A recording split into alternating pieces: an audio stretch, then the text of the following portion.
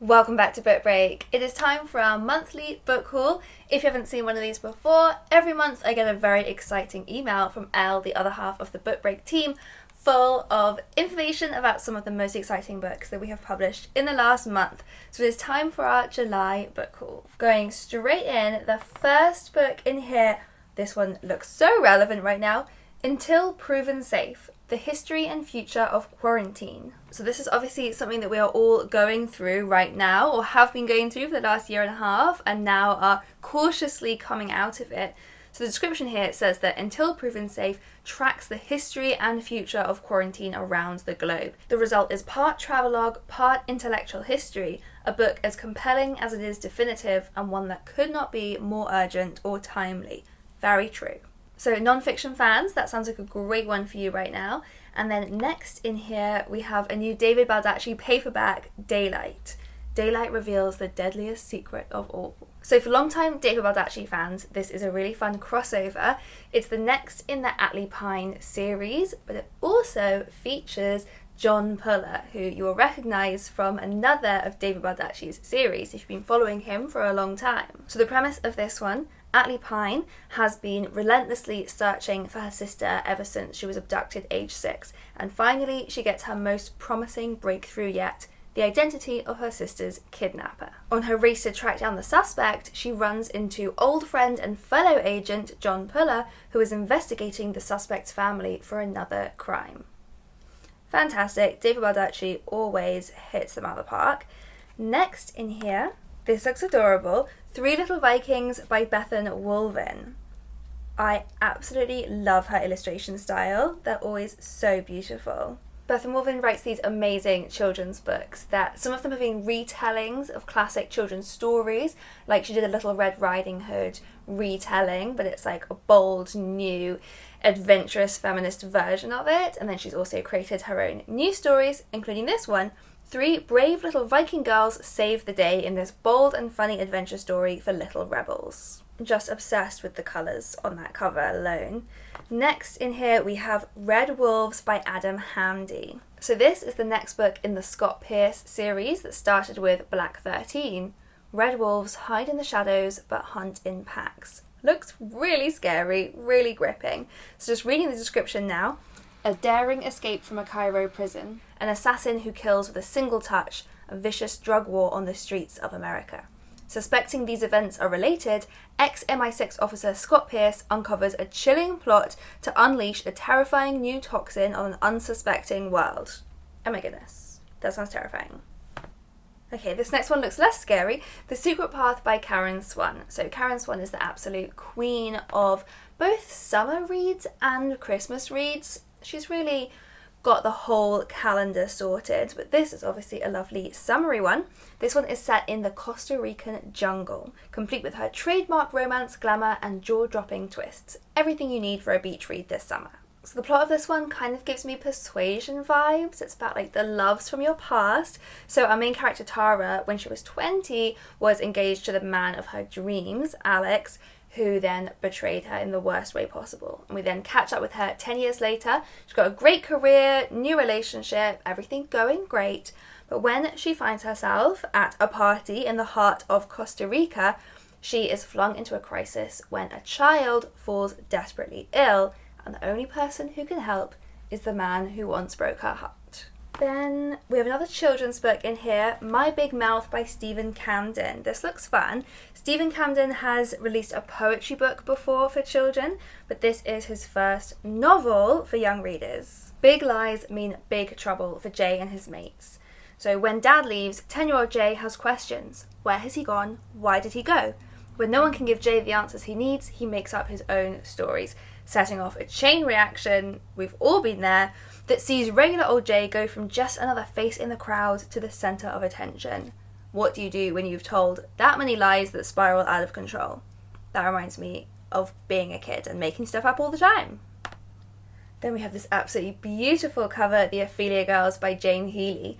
I've got my proof copy here, very excitingly. Isn't it just one of the most stunning covers you've ever seen? Theophelia Girls is a dual timeline novel, love those. So it's set between the 70s and the 90s. In the 70s, we follow a group of teenagers who have this kind of almost obsessive friendship, and as obsessed as they are with each other, they're even more obsessed with pre-Raphaelite paintings, and they spend their days reenacting them, particularly reenacting the drowning Ophelia in the river by one of their homes. So this very kind of romantic, hazy, summery image. And then in the 90s, we catch up with two of these friends 20 years later when they come back into each other's lives. So it's set between these two fateful summers.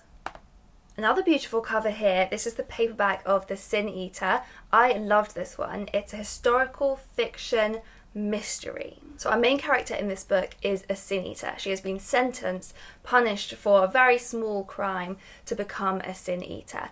And it's set in this kind of alternate version of Elizabethan England. In this alternate history, sin eaters, who are inspired by real people that did exist, they are not allowed to speak, and they attend the deathbeds of dying people, and they eat certain ritual foods. Different foods represent different sins, and basically that means they absorb the sins of the person who is dying, so that person can get into heaven, and the sin eater is then doomed to carry those sins with them. So our main character is just 14 years old when she's destined to become a sin eater, and then in silence, with no one who will even look at her or speak to her, she has to unravel this mystery, this whole conspiracy going on behind the palace walls. And then this one's beautiful too. This is Annie Stanley, All at Sea. God, that's such a gorgeous cover. I've been really interested in this one ever since I first heard about it round the office, because it's about the shipping forecast, and I know absolutely nothing about the shipping forecast other than that some people are really, really into it. So this is about a woman who is single, unemployed, and just a bit stuck when her beloved father dies unexpectedly. She's furious at his partner's plans to scatter his ashes somewhere of no emotional significance, and so seizes the urn and on a whim decides to take it on a tour of the 31 sea areas that make up the shipping forecast, which her father loved listening to. So it's about grief and also about recovery and saying goodbye, and it's about the shipping forecast. Okay, then we have The Painter's Friend by Howard Cunnell. So this is about a community of painters who make a home for themselves on an island that is owned by a very rich art collector, and it's about what happens when this landlord starts to raise the rent in order to improve his properties. So it's about gentrification and the very real human cost for the people that are then displaced. This is described as an urgent novel for our unjust times. It sounds amazing and really moving. The novel explores the role of art in protest and asks who gets to be an artist and what they owe in return. So I think definitely a great book for artists, but also for anyone interested in social justice and gentrification and so many of the problems in our society today. Then we have People Like Her by Ellery Lloyd. This is a thriller that I loved. The hardback came out earlier this year and now you can get it in paperback. This is a thriller about social media. So obviously I was obsessed with it. It's about a fictional mummy blogger who is not telling her fans the whole truth. And it's told between three different perspectives. Emmy, the mummy blogger, her husband, who has a slightly different perspective on their life, and a mysterious unnamed third person who knows about something Emmy did in the past and wants revenge. Ooh, okay, I know a lot of people will be very excited for this. Anyway the Wind Blows by Rainbow Rowell. This is the third book in the series that started with Carry On, then we had Wayward Son, and now number 3 is here. This is the finale in the series, so we catch back up with Simon and Baz, Penelope and Agatha, all of your favourite characters. It takes the gang back to England, back to Watford, and back to their families for their longest and most emotionally wrenching adventure yet. Oh, now we're into the gorgeous orange covers, it seems. This is She Who Became the Sun by Shelley Parker Chan. This is a reimagining of the rise to power of the first emperor of the Ming dynasty. So it's a gender-swapped reimagining. This book's got a couple of genderqueer characters as well, which is particularly cool in a historical fiction novel, and some people are already obsessed with this one. I've seen it all over Instagram. Next up, Wild Child by Dara McAnulty. So Dara McAnulty is incredible. He is only 17 years old, I think, at the moment. He is a young naturalist, and he's a prize-winning author for his first book, Diary of a Young Naturalist. So in this one, it says, join him on a nature walk and experience the joy of connecting with the natural world on your multi-sensory journey. So it's divided into different sections for different habitats that young people can easily find just from looking out the window or going out into the garden or venturing a little bit further, and each section really breaks down everything that you might look out for there, everything that you might see, and little activities that you can do, like planting wildflowers or making a bird feeder. And he finishes with some advice for young conservationists. Next, we have Magma. I just finished reading this one. So this is translated from Icelandic. It's a very quick read. It's a very gripping and uncomfortable read. So it's about a young woman, she's 20 years old, who falls madly in love with an older man who is emotionally manipulative. He gaslights her. He is just the worst. You will absolutely hate him. But what makes the book so scary is how subtle these little changes are and how much we see her getting sucked further and further into his grip. A young woman who is, at the beginning, independent, and she does have a really strong sense of self. She just completely loses herself in this relationship to this awful man. So it's a very upsetting read, but it's a very real read. And yeah, it really makes you feel a lot of emotions, mostly anger. Objects of Desire by Claire Sestanovich. This is a short story collection. So these are 11 stories all about women and women's desire and yearning. We meet women at lots of different stages of their lives, from the brink of adulthood to middle age, where certain possibilities quietly elapse. I found that just the most bleak wording, but really makes me want to read these stories. I'm Hungry by Rod Campbell. Me too.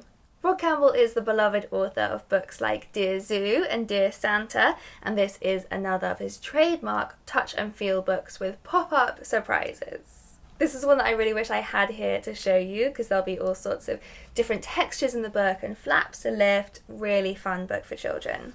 Then we have Solstices by Leslie Loco. This has been another really highly anticipated one. This is a rich intergenerational tale of love, race, power and secrets. So it centres on this lifelong friendship between two women, a Scottish woman and a South African born woman, who have known each other since childhood and are brought together by a really long shared family history that goes back through the generations. So we are going to travel around different countries, we're going to travel back and discover more about their shared history. All the while, the real story between the two families' connection threatens to reveal itself with devastating consequences. Oh, you've seen me show this one off before. This is The Mercies by Kieran Millwood Hargrave. This is the new paperback cover. It is just absolutely stunning. A really perfect cover for summer, but the book itself is set in a very cold climate. This is set on a Norwegian island in 1617 after a terrible storm wipes out almost the entire male population of this island. So it's about accusations of witchcraft, it's about queer love, it's about this incredible setting.